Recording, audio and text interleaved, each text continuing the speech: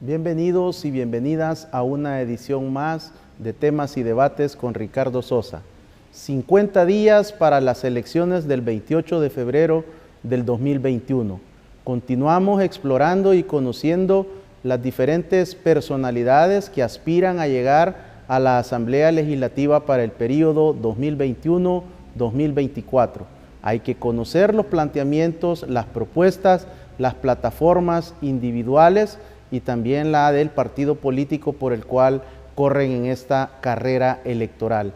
En esta oportunidad hemos invitado al doctor Napoleón Campos, quien es un experto en relaciones internacionales, en diplomacia, en política exterior, para comentar los incidentes ocurridos en la nación americana. Pero de igual manera es candidato a la Asamblea Legislativa por el Departamento de San Salvador, por el partido Nuestro Tiempo, a quien damos la más cordial bienvenida. Doctor Campos, bienvenido, buenas noches. Ricardo, feliz año, amigas y amigos. Nos vimos a control remoto por un medio que nos favoreció la tecnología durante la pandemia.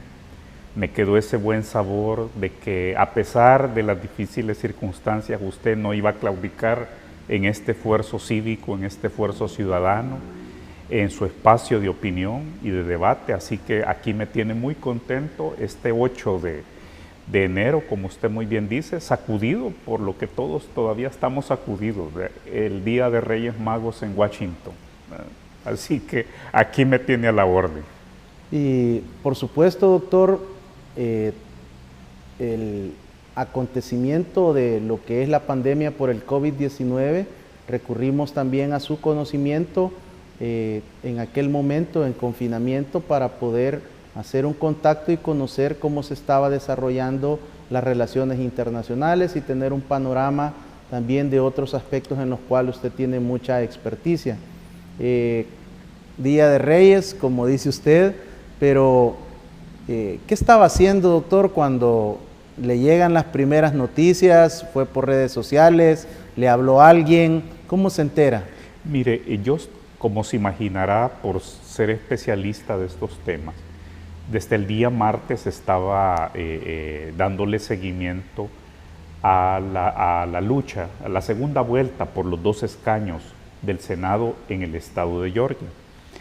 Y bueno, ya tenía más o menos cuadrado de que iba a haber una manifestación, que iba a haber una concentración importante en Washington, D.C., de seguidores del presidente Trump, pero definitivamente, Ricardo, me fui dando cuenta, me comenzaron a hablar amigos, tengo también, como usted se imaginará, contactos, es una ciudad que me encanta, Washington, donde tengo muchos amigos, algunos trabajan en organismos internacionales ahí, y me habían alertado de que sí había un ambiente, un clima de tensión, ¿verdad? Por todo lo que estaba aconteciendo, por las mismas proclamas del presidente Trump de no reconocer el triunfo y de buscar la manera, que yo creo que inicialmente lo hizo muy bien, ¿verdad? Presentando, usted sabe, diversas inconformidades en diversos estados, donde él creía que los resultados no le habían sido favorables fuera de ley. Y fue interesante cómo el proceso se fue haciendo más transparente. El mismo estado de Georgia, ya ve, estaba sacudido por una llamada que se reveló que le hizo el presidente Trump al gobernador, diciéndole en pocas palabras, mira, buscate por ahí unos 11,000 votos. Es decir, le estaba pidiendo que cometiera delito. Y usted sabe que si yo le solicito a usted que cometa un delito, estoy yo también incurriendo en un delito. Dios mío. Entonces, me comenzaron a llamar algunos amigos, estaba también, quiero decirle que estamos respetando las medidas de bioseguridad, pero cada día hemos estado trabajando, tanto como Nuestro Tiempo, como con mi candidatura, en un trabajito de hormiga, ¿verdad? Hablando con los ciudadanos en pequeñas reuniones en casi los 19 municipios del departamento de San Salvador, y así me tocó ese día de Reyes Magos. Yo tengo muchas raíces mexicanas, Ricardo, pero no me dio tiempo todavía a esa hora de probar un pedacito de la rosca de Reyes, pero qué barbaridad, creo que me hubiera atragantado con esa rosca de Reyes, porque la evolución de los acontecimientos, aunque ya todo parece que va a la calma, aunque hay unos puntos suspensivos, usted sabe, muy delicados, algunos sectores demócratas y también republicanos quieren proceder a un enjuiciamiento, el famoso impeachment contra el presidente Trump, ya, la próxima semana. Es decir, no quieren que termine el periodo. Lo han silenciado, ¿verdad? Facebook, Instagram, Twitter, Snapchat, las principales redes sociales. Es decir, resulta increíble que, y le soy honesto, a mí me simpatizó mucho el Donald Trump candidato de hace más de 4 años. Y sobre todo cuando él enfocó, Ricardo, el tema de la corrupción, que es además de paso, usted ya me anticipó generosamente que hablaremos de algunos temas de las banderas que yo estoy enarbolando y mi partido. Pero este tema tiene especial atención para mí porque es un tema ya de vida. Llevo trabajando muchísimos años en el tema de la corrupción, en Guatemala, fuera de la región centroamericana. Me he preparado en las convenciones de Naciones Unidas y de la OEA en la lucha contra la corrupción, y Donald Trump dijo algo muy interesante, aquel Donald Trump de septiembre, octubre del 2015. ¿Por qué vienen tantos inmigrantes ilegales a los Estados Unidos? Porque sus gobiernos allá son corruptos, porque se roban el dinero del pueblo, porque se esfuman en las billeteras de pocas personas los recursos públicos que debieran ser invertidos en el desarrollo y en la generación de empleos. A mí me cautivó ese Donald Trump. Claro, era el Donald Trump que hablaba quizás más como empresario, como ciudadano, que como político, y ahora me siento apesadumbrado, a pesar de que mi corazoncito en general es demócrata en Estados Unidos, pero me siento apesadumbrado por este despilfarro. Según yo, Donald Trump iba a aceptar la derrota, iba a conceder pues la victoria a los demócratas y se iba a ir a su casa, a sus negocios, ¿verdad? Tranquilamente. Y ahora vemos que está cuestionada absolutamente su presidencia, y estamos al borde de que hasta lo puedan enjuiciar y quedarse despilfarrados 73 millones de votos, que no cualquiera lo saca. Usted sabe que Donald Trump obtuvo más votos que la elección anterior, y los demócratas hicieron tanto esfuerzo que llegaron a los 80 millones de votos. Y claro, nos queda para nosotros la historia de la mala manera como definieron las políticas de migración, ¿verdad? Nuestros paisanos enjaulados, los niños separados de sus padres. Es decir, nos quedan, amigos y amigas, unos sinsabores de cómo se fue deteriorando la política exterior y la política doméstica de los Estados Unidos. Y los sinsabores aquí muy a la salvadoreña, de capítulos que no debió haber protagonizado el embajador Johnson, ¿verdad? Particularmente con el presidente Nayib Bukele, que es algo que más adelantito me va a interesar hablar, porque aquí tenemos el epílogo de una política de odio, de una política de confrontación, de una política de insultos, de exacerbar fanatismos que ya están desbordados. Es mucho lo que nos deja este epílogo, pero nos deja algo positivo. Y yo quisiera terminar este importante punto que me ha permitido desarrollar, Ricardo, y es lo rápido que se recupera la institucionalidad. Hombre, cuando vemos a este con los cuernos, ¿verdad? A este vándalo con los cuernos, vemos al otro individuo sentado en la silla del presidente del Senado, del chairman, ¿verdad? puchica, uno dice, ¿qué estamos viendo aquí? Por fin las autoridades policiales y militares retoman el control del Capitolio. 2, 3 horas después reinician labores del Congreso y hacia las 4 de la madrugada, hora de nosotros, logran finalmente certificar la victoria de Joe Biden, dejando 4 fallecidos, hoy ya sabemos que son 5, pero se recupera la institucionalidad. Y esa es una gran pregunta que uno se hace, porque eso nos demuestra la firme democracia que son los Estados Unidos, que en 3 horas se recupera, se sana el deterioro institucional. Claro, otras heridas tardarán en sanar, ¿verdad? Y de esas quizás nos ocuparemos mucho más adelante, porque esto ha sido un impacto mundial. Nos han puesto a todos, como dicen, a poner las barbas en remojo. Doctor, hay 2 grandes temas que se comentan en las últimas 48 horas. Por un lado, un segmento muy poderoso y representativo que no quiere que el presidente Trump termine su periodo. Y por otra parte, ya se habla de al menos 5 tipologías delictivas por las cuales podría ser intimado Donald Trump ya al ser destituido. ¿Qué nos dice la historia de los Estados Unidos? ¿Hay algún precedente de la historia reciente al cual podamos invocar que se generara un acontecimiento parecido? Bueno, tenemos el último gran escándalo del Watergate, ¿verdad? De Nixon, el 73, que se resolvió con la renuncia del presidente. Fíjese que después se recuerda que había venido al país, yo estaba chiquito, hombre, pero quizás ya eran mis llamados a mi vocación en relaciones internacionales. Yo lo recuerdo como ayer, ¿verdad? Mi papá era servidor público en el Banco Central de Reserva, que en paz descanse mi fallecido padre, hace muy pocos años. Y recuerdo como ayer cuando Gerald Ford vino al país, ¿verdad? Porque Nixon ya había venido como vicepresidente antes.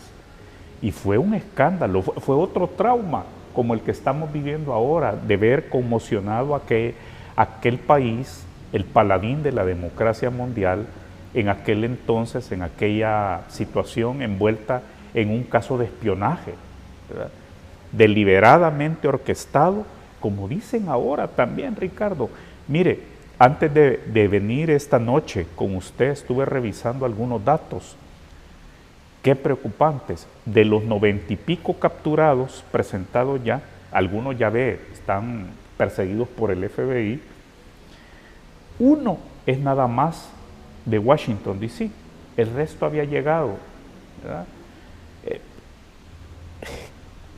No sé cuándo Estados Unidos logre armar las piezas de este rompecabezas, ¿verdad? Por supuesto, hay libertad de movimiento, ¿verdad? Pero llama poderosamente la atención que solo 1 de esos 90 y pico de capturados prominentes sea de allí, residente de la tremenda región metropolitana que usted conoce, que conforma Maryland, Virginia, Washington, D.C. Entonces, ¿cómo se resolvió Watergate? Renuncia el presidente Nixon, pero fíjese usted, lo indulta posteriormente Gerald Ford. No creo que vaya a pasar que primero que Donald Trump renuncie. Es un tipo que posiblemente sea su narcisismo, ¿verdad? Su egotismo que lo haya traicionado. Yo creo que Donald Trump tenía posibilidades de seguir incidiendo en la política de los Estados Unidos, de seguir incidiendo en el Partido Republicano, ¿verdad? Aportando, creo yo, dinámicas, ímpetus, estilos de trabajo, pero esto se ha desmoronado. Yo creo que los demócratas, a pesar que el presidente electo Biden dijo que él no está interesado personalmente en promover ningún proceso de enmienda ni de impeachment, pero creo yo que sí hay tigres en el Partido Demócrata y hay corazones y mentes también en shock en el Partido Republicano, que creo que levantarían la mano con todo gusto para destituirlo y que se retire de la forma más deshonrosa que podría un presidente retirarse. Y mire, ya hizo usted la cuenta, estamos a 50 días de nuestras elecciones, pero estamos apenas a 12 días de que asuma la presidencia Joe Biden y Kamala Harris.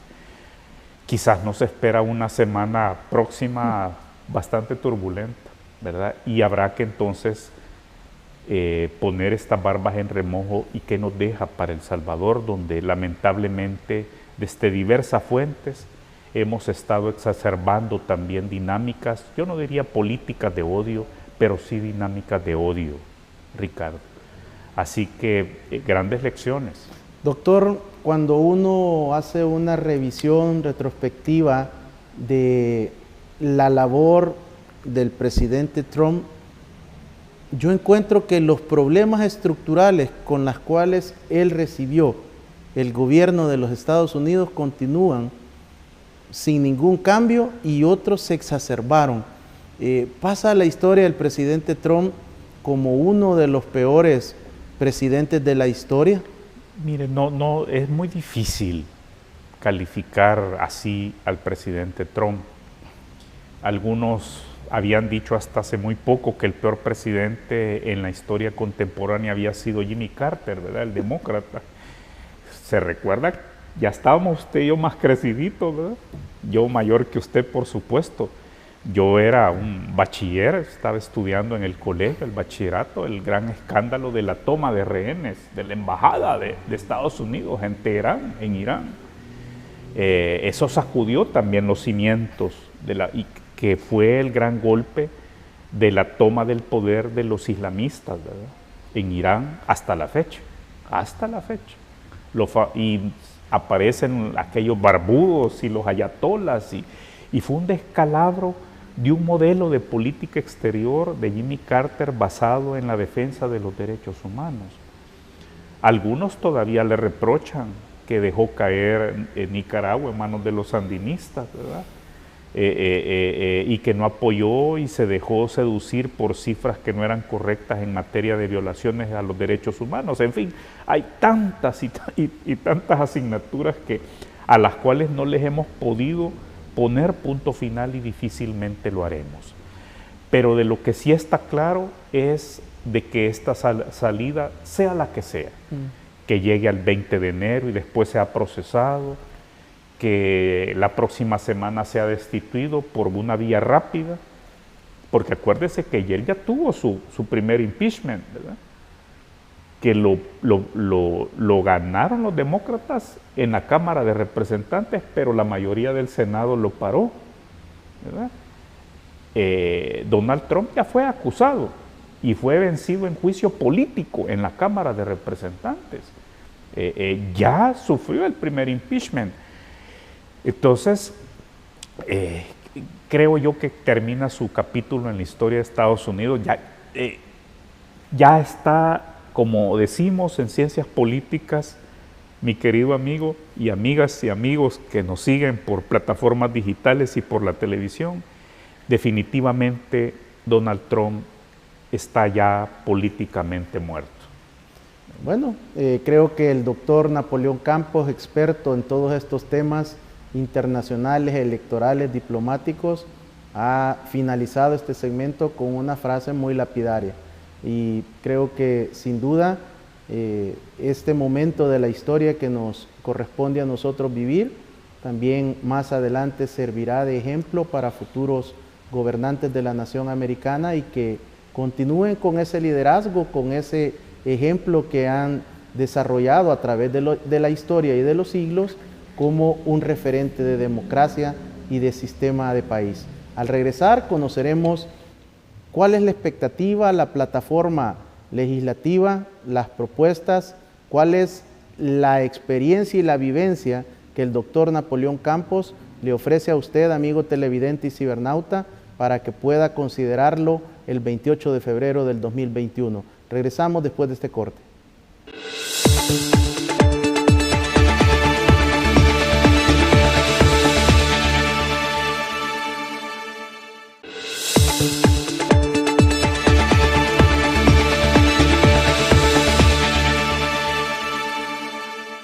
el doctor Napoleón Campos, experto en política, relaciones internacionales, diplomacia y otras áreas especializadas en estos campos, es nuestro invitado. Además, es candidato a diputado por el departamento de San Salvador, por el partido Nuestro Tiempo. Doctor, en el primer segmento me quedé con la inquietud de decirle que las series de cable, de televisión, Netflix, cuando hablaban y hemos visto diferentes películas de la toma del Capitolio, se quedaron pequeñas. Creo que tendremos en el 2021 nuevas producciones. Seguramente. Y un hombre con tanta experiencia, con tanto conocimiento, consultor internacional, asesor de organismos internacionales y multidimensionales, ¿cómo toma esa decisión de incorporarse a la política partidaria salvadoreña, conociendo de antemano, y usted como experto no puede aducir ignorancia? Es casi un sacrificio de su integridad física, moral, espiritual, al incorporarse a una campaña política en El Salvador. Pues qué bueno que lo pone en esos términos, Ricardo, se lo agradezco mucho, porque la decisión no fue fácil, pero tuvo mucho que ver lo que tiene que ver en política internacional y en política interna, que es la confianza. Y mi confianza, que quiero ahora presentarla ante las cámaras de Canal 67 y de su prestigiosa franja de opinión, Ricardo, porque mi primer nivel de confianza fue con el presidente del partido, Juan Valiente.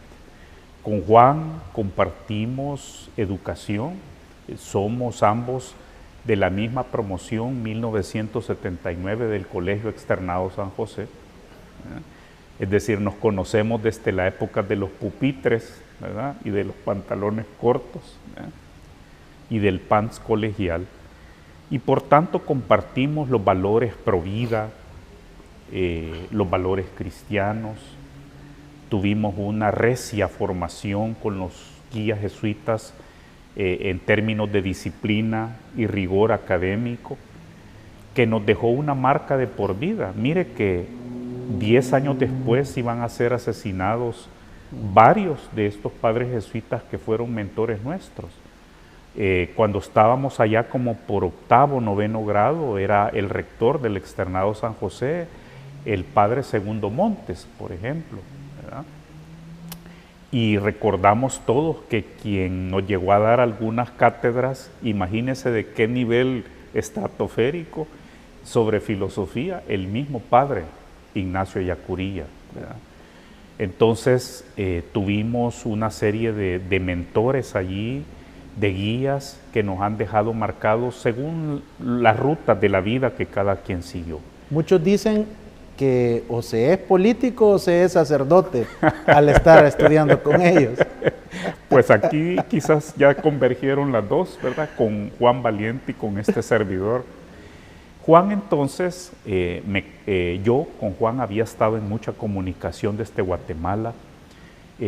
A pesar de mis cargos internacionales, yo tuve mucha libertad para poder seguir, estar opinando en redes sociales, y sobre todo desde Twitter yo comencé a trasladar más o menos en paralelo cuando Juan era diputado, ¿verdad?, por el Partido Arena, entre el 2015 y 2018, algunos elementos convergentes de lo que Juan se había llegado a proponer hacer a la Asamblea. Yo estaba enfocando, como fueron los años de oro de la CICIG, de los cuales me tocó. Imagínese el privilegio histórico de este servidor, Ricardo. Vi caer con las pruebas en la mano al presidente Otto Pérez Molina y a la vicepresidenta Valdetti. Vi cómo estos grupúsculos de diputados corruptos en Guatemala se burlaban y decían, hombre, esos que llegan allí los sábados y que hasta les caían las lluvias, ¿verdad?, con las batucadas y esos hipotes, esos patojos de la San Carlos y de la Landívar, son 20 pelones, 30 pelones. Bueno, a los 3 meses, Ricardo, esos 20, 30 pelones que estaban reclamando transparencia, democracia, rendición de cuentas, lucha contra la corrupción, ya eran 5,000, a los 3 meses eran 100,000 y a los 4 meses, jamás lo olvidaré, una huelga de brazos caídos, ¿verdad? La empresa privada, las universidades, los medios de comunicación, y eran 2 a 2,5 millones de chapines, no solo en la capital, sino en Quetzaltenango, en Xelajú, en las ciudades más importantes de Guatemala. Jamás lo olvidaré y fue un privilegio para mí estar en Guatemala esos años y aquí lo llevo, como dicen, puestos en mi morralito, ¿verdad? Con esto, como le decía, yo comienzo a transmitirle a Juan algunos desarrollos interesantes porque la lucha contra la corrupción de la Fiscalía Especializada y de la CICIG en Guatemala no solo fue contra el Ejecutivo, fue también contra el órgano legislativo. De allí que expresidentes, exmiembros de juntas directivas, diputados y directivos en ejercicio del Congreso de Diputados, como se llama ya la Asamblea Legislativa, comenzaron a ser procesados y comienzan a aparecer los temas de plaza fantasmas, plaza basura, tráfico de influencias, ¿verdad? Y entonces me doy cuenta lo que le sucede a Juan, sale de Arena y él me mantiene informado de cómo junto con Johnny Groy se ponen de acuerdo para fundar Nuestro Tiempo, para recolectar firmas, y en ese sentido vengo al país y me invita a afiliarme, me invita a considerar esta candidatura, y yo lo único que tenía que ofrecerles a principios de este año, Ricardo, era esta experticia que usted ya expuso sobre este servidor. Y nos ha ido también porque le hice una presentación al partido sobre una propuesta que el país necesita, Ricardo, de un sistema nacional anticorrupción. El partido la hace suya. ¿Y en qué consiste un sistema nacional anticorrupción? Una reforma al Código Penal para que una serie de delitos que en otros países son perseguidos por corrupción, aquí lo sean por primera vez. Es decir, necesitamos, usted lo sabe como abogado de la República, necesitamos reforzar la persecución del delito por corrupción en El Salvador y con ello atenuar futuros actos de corrupción. Necesitamos lo que yo presencié de manera directa, la FESI, la Fiscalía Especializada contra la Impunidad en Guatemala, a la que yo le he llamado una Fiscalía Especializada Anticorrupción. Necesitamos reformas al órgano judicial, formar jueces anticorrupción, instaurar juzgados anticorrupción. Por lo tanto, es un trabajo que viene desde el Consejo Nacional de la Judicatura. Y necesitamos en este ámbito, Ricardo, transformar nuestra Corte de Cuentas en una Contraloría General del Estado. Y si a esto añadimos mi última propuesta, Ricardo, que va en el ámbito educativo, moral, que es realizar una reforma educativa para dotar a nuestros docentes, a nuestros centros escolares de los instrumentos adecuados para formar a nuestros niñas y niños en los valores de la decencia y la honradez, Ricardo, podemos entonces anticipar que el país puede entrar en una ruta para revertir este virus de la corrupción, Ricardo, que es mucho más terrible que el virus del COVID-19. ¿Cuántos expresidentes llevamos ya procesados en El Salvador? Tenemos a Mauricio Funes prófugo, asilado y hasta naturalizado en Nicaragua. Y ahora, les soy sincero, me siento muy orgulloso de Nuestro Tiempo, de mis compañeras y compañeros, porque en medio de la pandemia y tomando las medidas de bioseguridad nos presentamos ante el Tribunal de Ética Gubernamental, ante la Fiscalía General de la República para presentar diversos avisos y denuncias que se convirtieron en aproximadamente, nos ha dicho el fiscal general, en 17 expedientes sobre compras anómalas e irregulares durante la pandemia. Es decir, no son compras anómalas e irregulares inconexas, sino que forman un patrón sistemático que esperamos vaya engordando estos expedientes el fiscal y los judicialice. Esto tiene un sentido internacional, que es donde está la experticia de este servidor, que les está pidiendo el voto en la casilla 11 de nuestro tiempo el 28 de febrero. ¿Qué nos dice el plan Biden para Centroamérica, Ricardo? Es decir, el plan que nos ofrece para Centroamérica el señor que se va a sentar en la Casa Blanca en 12 días.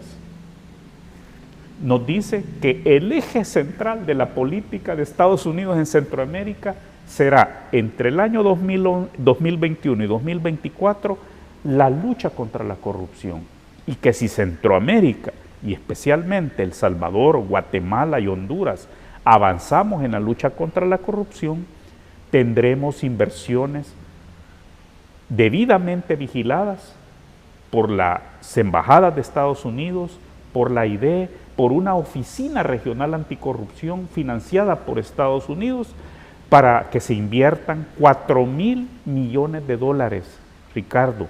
Imagínese esto, qué bien suena al tímpano, ¿verdad? Porque apenas nos estamos recuperando de la primera etapa de la pandemia, y estos serían recursos frescos, porque ellos atan el tema de la migración a estas inversiones.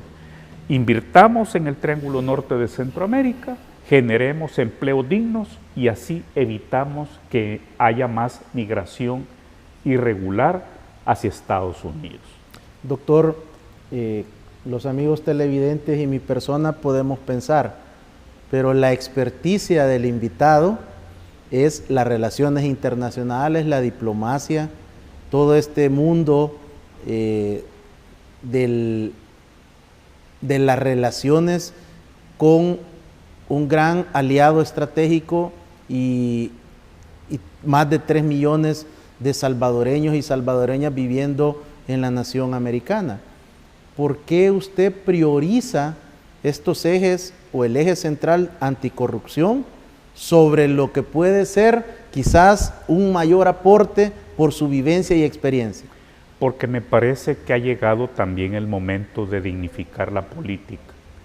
Yo espero no solamente llegar a la Asamblea Legislativa, Ricardo, con el apoyo de los votantes, de las ciudadanas y ciudadanos conscientes que debemos de luchar y erradicar la corrupción, sino que quiero también ser un ejemplo, un caso de avanzada, de que llegó el momento de dignificar la política y llegó el momento, Ricardo, de que miles de salvadoreños en todo el país, debidamente capacitados, honestos y honrados, dicen: yo no voy a entrar a la política porque la política es sucia, la política es de corruptos. Pues para eso vamos a entrar a la Asamblea, para cambiar ese sistema de corrupción del cual ha sido cómplice, digámoslo claramente, Ricardo, la Asamblea Legislativa, nepotismo, decenas de plazas de familiares de diversos diputados, incluso que están en esta legislatura. La Asamblea Legislativa ha dado madrugones y la gente está descontenta con el ejercicio de la mayoría de los diputados en este momento.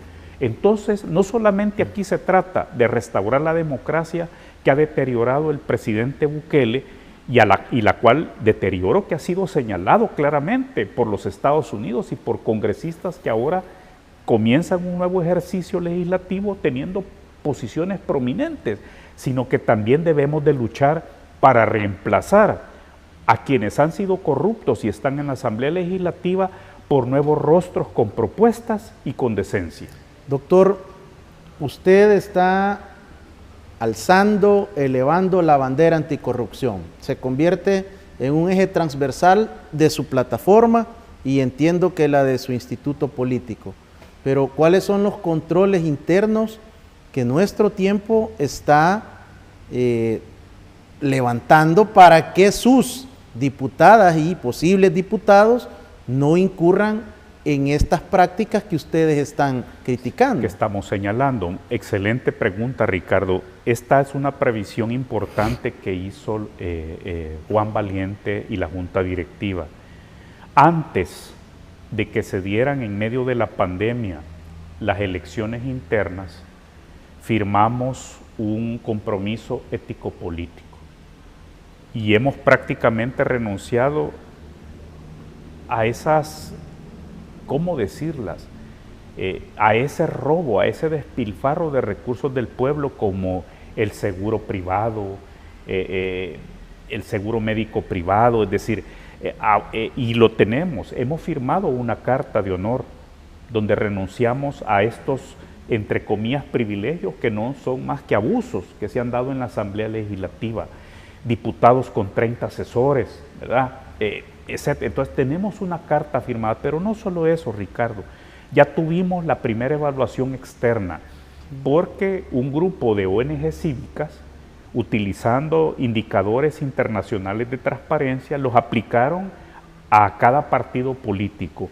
Y tenemos, lo puedo decir con la frente en alto ante usted, ante las cámaras de televisión esta noche del 8 de enero, Ricardo, nuestro tiempo fue evaluado como el partido más transparente hasta estos momentos en la campaña electoral.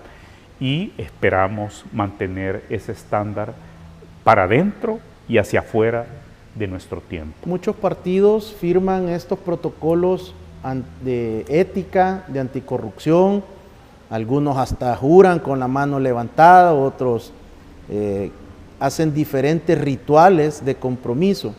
Pero, ¿cuál será la diferencia de nuestro tiempo para trascender a una auditoría sobre los candidatos, candidatas y posibles funcionarios? Bueno, la primera auditoría es el 28 de febrero, sin duda.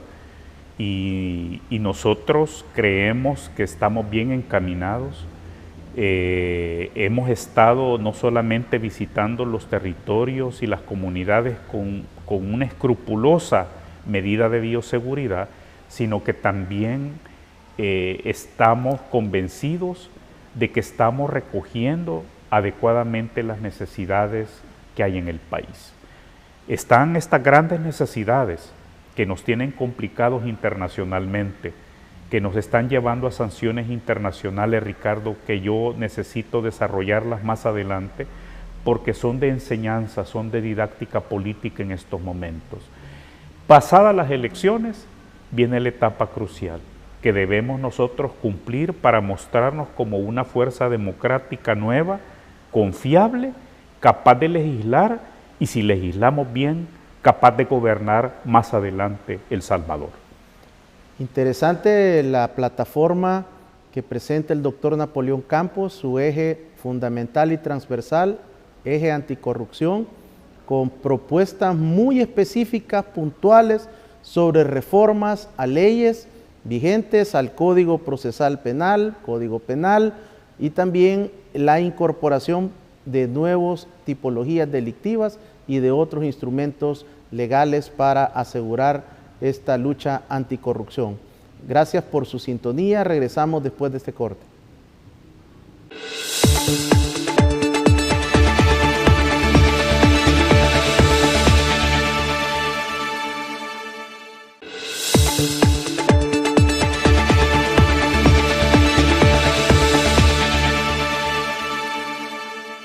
Por continuar con nosotros, usted puede sintonizar este programa de lunes a viernes de 7 a 8 de la noche a través también de nuestras multiplataformas en redes sociales.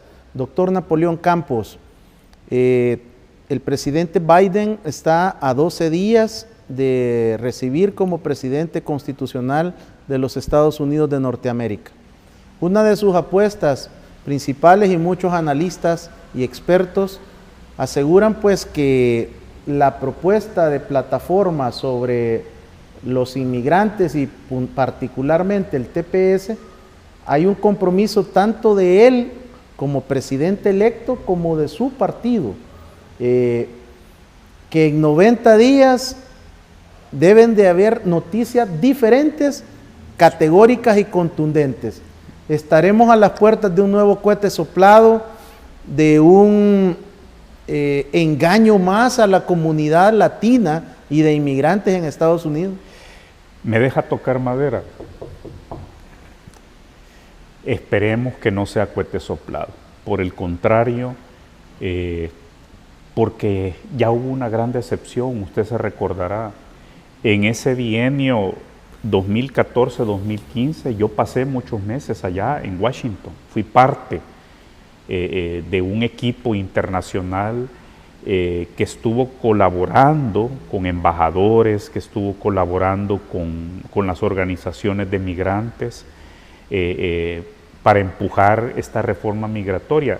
Ricardo, no solo hay interés político en esta reforma, hay un interés empresarial enorme y es de sentido común. Usted es empresario, usted es gerente, pongámosle, de una cadena importante de comida rápida.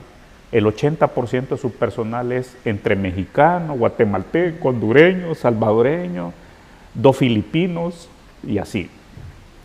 ¿Qué quiere usted para sus empleados? Tranquilidad, ¿verdad? No quiere que sus empleados se estén levantando a las 4 de la madrugada, salgan de su casita a buscar el bus, el tren y con el miedo todos los días de que aquí les esté respirando en la nuca la migra.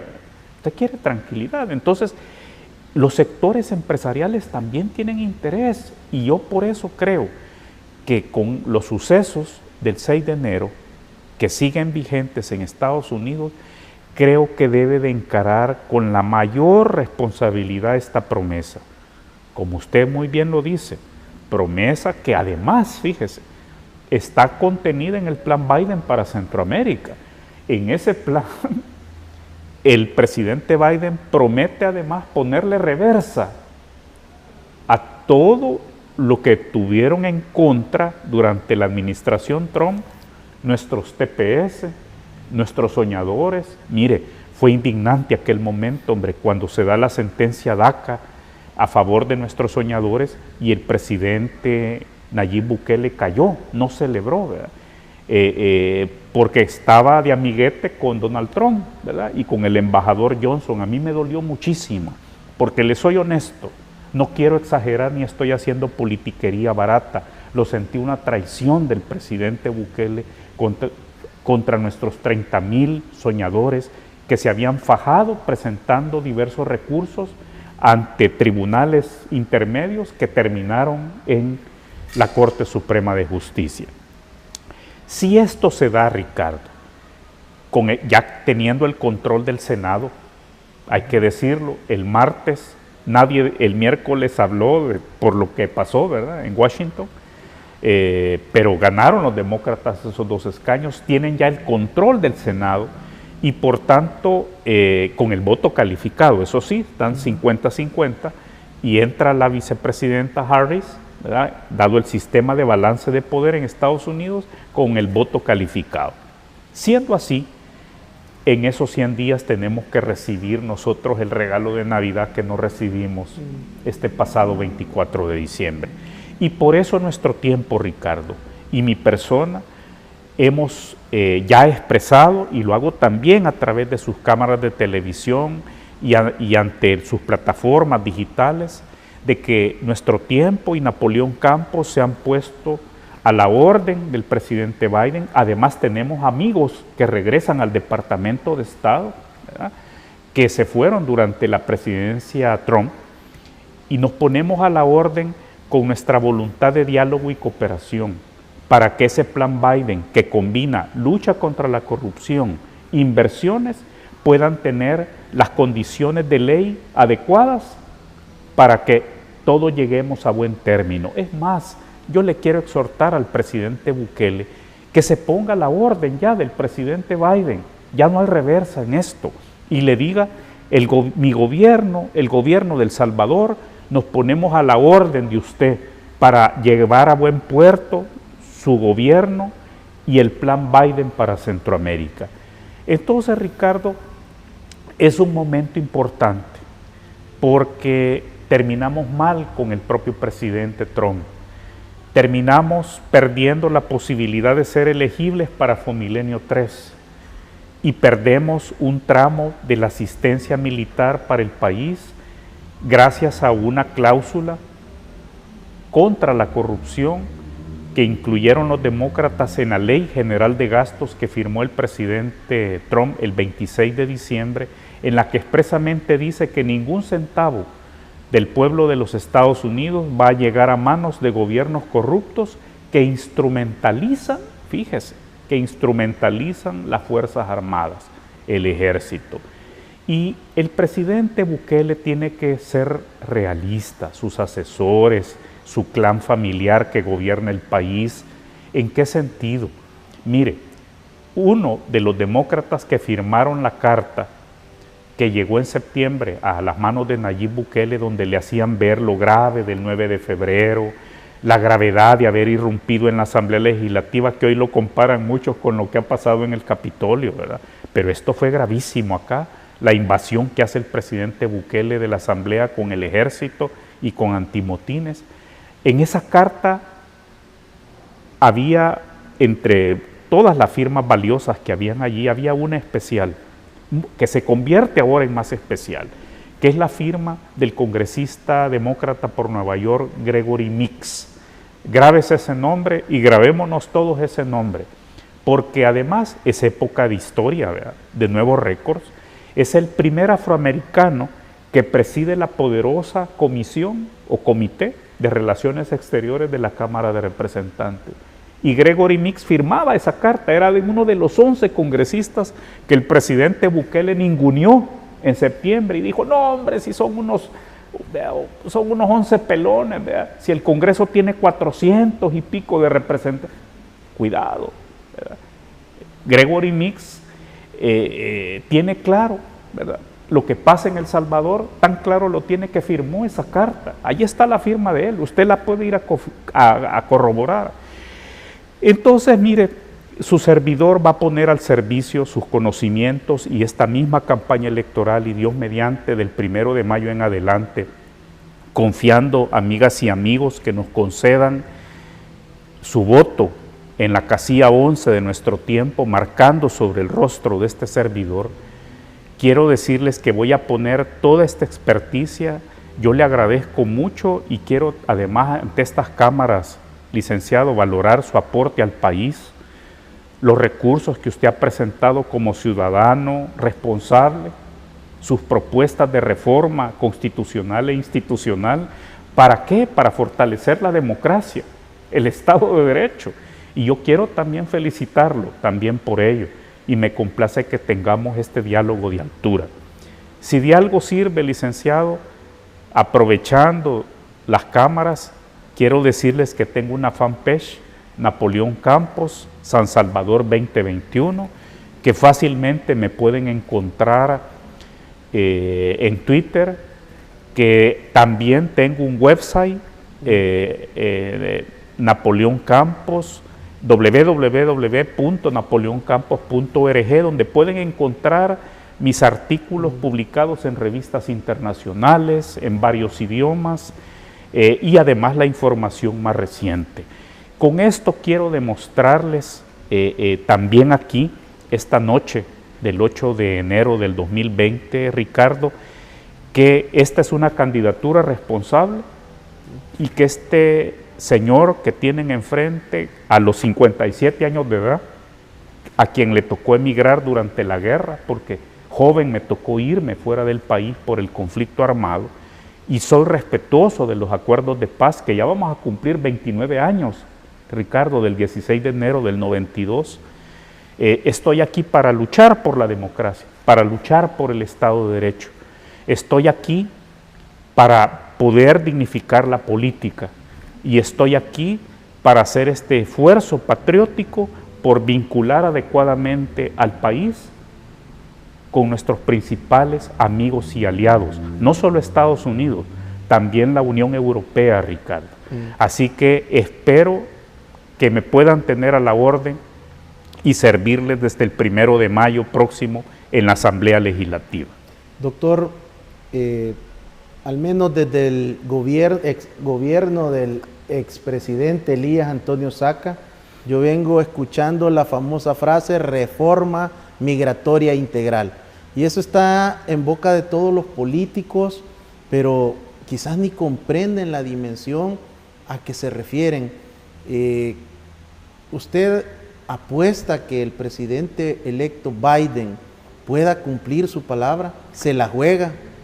Y se la tiene que jugar, porque si los que estuvimos en el lobby del 2014-2015 hablábamos de 11 a 12 millones. Llámele ustedes irregulares, en situación irregular, indocumentados, sin papeles. Mis colegas, pues ahora por estar aquí, por estar en la campaña, estoy académicamente desprendido de aquellos cabildeos, Ricardo, están hablando de 14 a 15 millones. Entonces, por eso yo le digo, se recordará de mis palabras, esperando que cumpla el Partido Demócrata y Joe Biden, se acordará de mis palabras que ese va a ser el regalo de Navidad que no hemos recibido el pasado 24 de diciembre, porque nos va a traer una tranquilidad al país, a nuestros paisanos allá, a sus familias aquí en El Salvador. Pero esos 14, 15 millones hay que agregarle los que durante el 2021 intentarán ingresar por efectos de la pandemia del COVID-19 y la pobreza y pobreza extrema de los países de América Latina. Y quienes han salido gravemente perjudicados en Honduras y Guatemala por las tormentas últimas, ¿verdad? ETA y IOTA.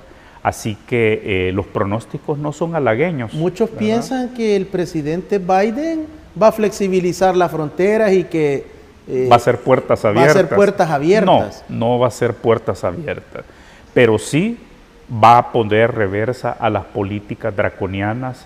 Tenemos además a una mujer, Ricardo, que fue embajadora de Estados Unidos aquí en El Salvador, doña Mari Carmen Aponte, que no sabemos exactamente si ella será asignada al Departamento de Estado, que es su mata, ¿verdad? Su nicho de décadas de trabajo, o como algunos rumoran positivamente, y mire que a mí me gustaría verla allí, en un puesto de asesora de seguridad nacional en la Casa Blanca. Así que esperemos que en medio de las dificultades hayan buenas noticias, Ricardo. Feliz Año Nuevo para todas y todos. Doctor Napoleón Campos, quiero darle las gracias por su participación, por traer ante los amigos y amigas televidentes y cibernautas propuestas claras, categóricas y contundentes de lo que usted les ha ofertado esta noche para que voten por la casilla 11 de Nuestro Tiempo por el departamento de San Salvador. El mágico de Nuestro Tiempo, le dicen a usted también. Número cabalístico. Número cabalístico, futbolero. Así que esperemos por bien suyo que anote ese gol el 28 de febrero. Muchas gracias. Gracias, amigos televidentes y cibernautas, por su sintonía. Que disfruten el fin de semana, mantengan las medidas de bioseguridad, utilicemos todos los instrumentos y las recomendaciones del Gobierno de la República, del Ministerio de Salud. 303 casos registrados nuevos de COVID el día de ayer, jueves 7 de enero. Estamos pagando las consecuencias de la irresponsabilidad de nosotros los ciudadanos durante el fin de año. Por favor, abrace la vida y que Dios le bendiga. Muchas gracias.